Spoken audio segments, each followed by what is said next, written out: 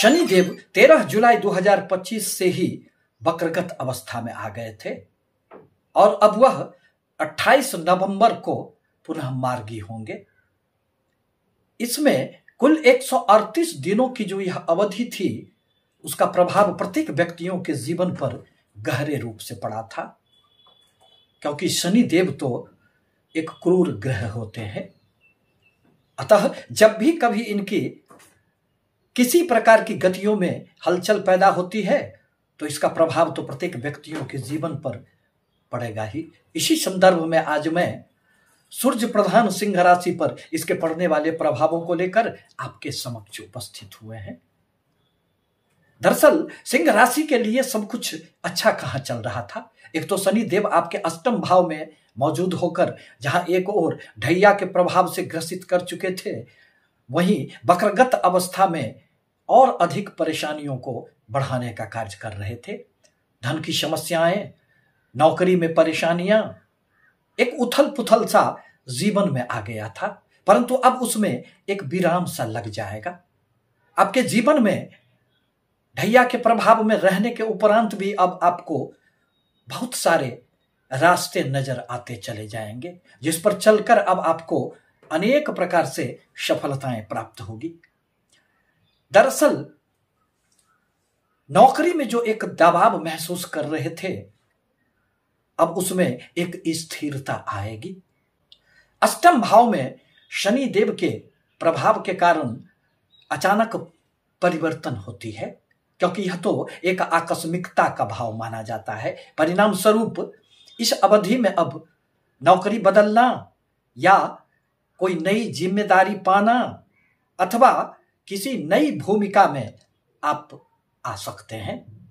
साथ ही साथ शोध, मेडिकल, केमिकल, बीमा, टैक्स, इन्वेस्टिगेशन, ऑडिट, अध्यात्म इत्यादि के क्षेत्रों से जुड़े हुए लोगों के लिए खूब लाभ का अवसर प्रदान करेंगे।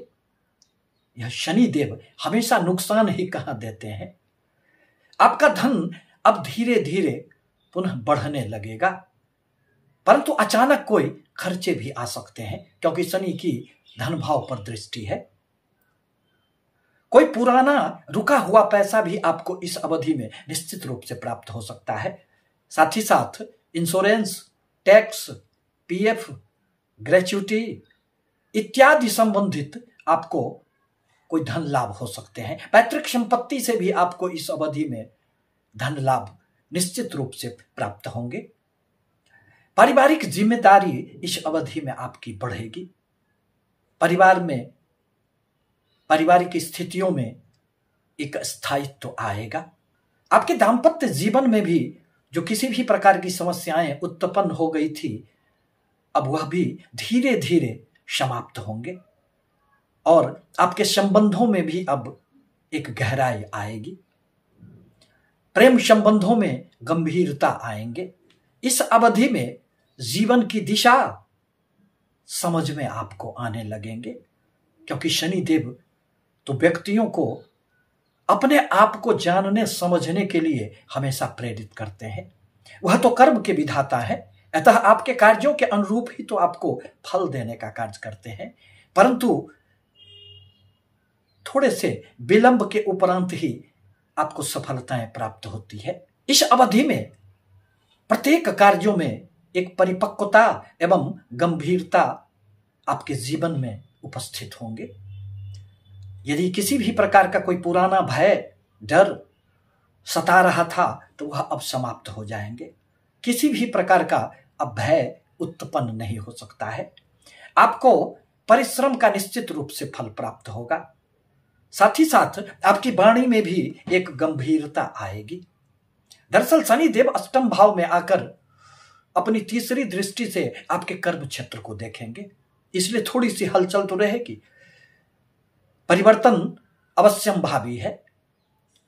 आप बड़े पदों पर भी जा सकते हैं, प्रमोशन भी हो सकते हैं, इंक्रीमेंट का भी आपको लाभ मिल सकता है, परंतु आपके कार्यों में एक स्थिरता आएगी। शनि देव की सप्तम दृष्टि अब आपके दूसरे भाव वाणी के भाव पर पड़ेंगे। जो कुटुंबों का धन का भाव है। अतः अपने आप को व्यवस्थित रखना पड़ेगा। पारिवारिक जिम्मेदारी बढ़ने से माता पिता पर थोड़े से ध्यान रखने की आवश्यकता पड़ेगी। पारिवारिक जीवन में पुनः खुशियां लौट जाएंगे। धन में भी आपको बचत तो होंगे, परंतु वह धीरे धीरे होंगे। आप बहुत अधिक धन का तुरंत शॉर्टकट विधि से जमा नहीं कर पाएंगे। साथ ही साथ शनि देव की 10वीं दृष्टि अब आपके पंचम भाव पर पड़ेंगे। अतः संतानों से संबंधित किसी भी प्रकार की समस्याओं में थोड़े से सुधार नजर आएंगे। छात्रों को परिश्रम तो खूब करना पड़ेगा, परंतु परिश्रम के उपरांत निश्चित रूप से सफलता मिल जाएगी। प्रेमी जनों को भी एक दूसरे के संबंधों में एक गहराई आएगी, क्योंकि यह तो व्यक्तियों को गहराई में जाकर सोचने के लिए बाध्य कर देते हैं। शेयर, सट्टे, लॉटरी इत्यादि से आपको लाभ तो हो सकते हैं, परंतु आप त्वरित लाभ के लिए कोई भी शॉर्टकट रास्ता अख्तियार नहीं करें, अन्यथा आप नुकसान में पड़ जाएंगे। पंचम भाव पर जब भी शनि देव की दृष्टि पड़ती है तो जब तक फल पक न जाए तब तक वह तोड़ने की इजाजत कहां देते हैं।